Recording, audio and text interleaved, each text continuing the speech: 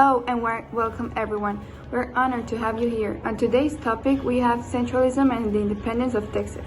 In this video, we will talk about politics, economics, and national events, as well as treaties and documents that were established during this period. We will also be discussing the First and Second Centralist Republic and war with Texas and the US. First of all, when does this war took place? This remarkable event ran from 1836 to 1848. People say that centralism was the main cause of the independence of Texas, but it's not. Actually, the insistence of the US of buying it since 1825 was strong. Slavery was also one of the main causes of why they did that. First Republic. And now moving on to politics, for 11 years the federal system worked in Mexico, but it did not achieve political stability or social peace. Then, in the new Constitution of Mexico in 1824, the citizens had hope for peace and that terrible period of confusion would end. But the situation continued in this way because the period in which Antonio López de Santana participated meant violence and chaos. However, what happened in 1821 to 1822? Well, the Mexican Empire failed due to centralism and federalism and dispute with the Congress. Iturbide imposed an empire when the idea of the independentists was a republic.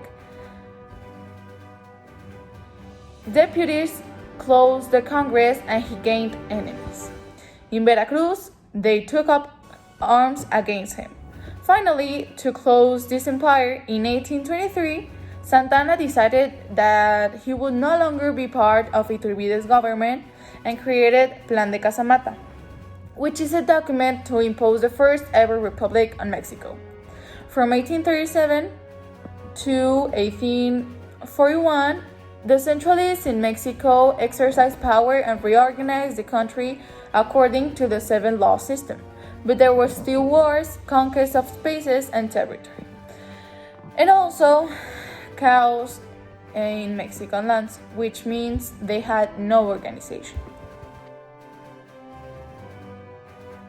The war between Texas and Mexico is one of the principal events during the time of the new centralist government.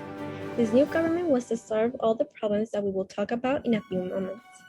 The new and centralist government created lots of conflicts with Texas. This government did nothing but disappoint the citizens. New taxes were imposed and the citizens were not happy, causing rebellions and federalist uprisings in the north of the country, being Texas part of it.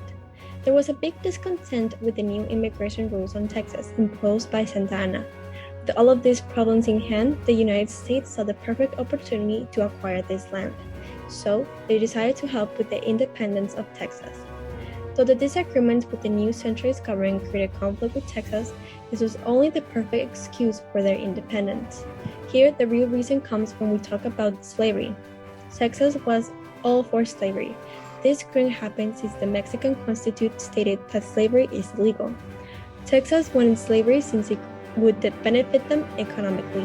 So with this said, a war with Texas was caused because of how they wanted to keep slavery alive. After independence, Texas was part of the first Mexican Empire and had to request its separation from Coahuila in 1831. As we know, one of the principal reasons of its separation was slavery. Texas needed this for its economy. Finally, after lots of encounters like the Goliath Battle in 1835, that was a victory for Texas, or some others like the Agua Dulce de Álamo or Refugio battles, which all happened in 1836, and Mexico held victory. Santa Anna and Mario Paredes rebelled against Bustamante's government, and Santa Anna became president in 1841. Texas independence finally became official in 1848, although Mexico never recognized it. Texas defeated Mexicans in the San Jacinto Battle and took Santa Anna as a prisoner, who was obligated to sign El Tratado de Velasco that established that his troops would retreat. After all this, Mexico was obligated to sign El Tratado de Guadalupe and had to give up to 50% of its territory, which all went to the USA. Now, speaking about the economic condition of each country, during this period of centralism, the citizens of Mexico had to pay various taxes, which led to rural rebellions and the rising of federalists in the northern part of the country. This marked the centralist stage as one of the most economically unstable and paralyzed periods of the century. There was also a shortage of resources and debts owned by the government, which forced the Congress to implement a 15% tax on all imported items that had to be paid as a way to fix this problem. Yet still, this caused lots of businesses and Mexican citizens to go broke because they couldn't afford to pay this much taxes.